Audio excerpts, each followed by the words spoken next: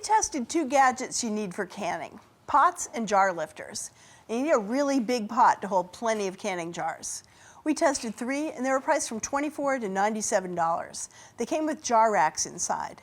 2 of them are stainless steel, this one's enamel coated steel.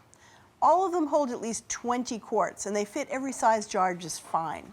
We timed how long it took full pots to boil. We used them over and over and we washed them and left them damp to check for rust. All 3 did the job, but 2 of them were not so tough. This speckled pot, its coating got nicked and it rusted.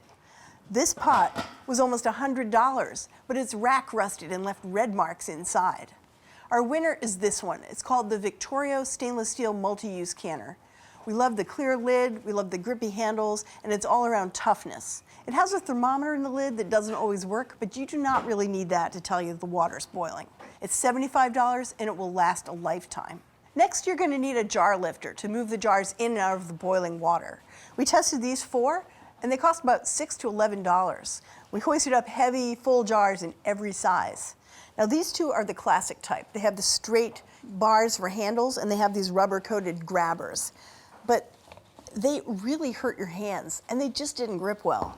With heavy, full quart jars, they were kind of scary. And coming out of boiling water, you do not want these things to fail.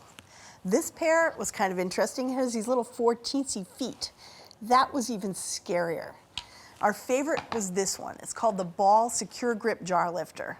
It's got these wide, comfy handles, these molded rubber grips, and they really grabbed onto every jar. Plus, you can work them with one hand because they're spring-loaded. They're a couple dollars more than that old school style, but for $10.99, you're ready to start canning. Thanks for watching America's Test Kitchen. What'd you think? Well, leave a comment and let us know which recipes you're excited to make, or you can just say hello. You can find links to today's recipes and reviews in the video description. And don't forget to subscribe to our channel. See you later.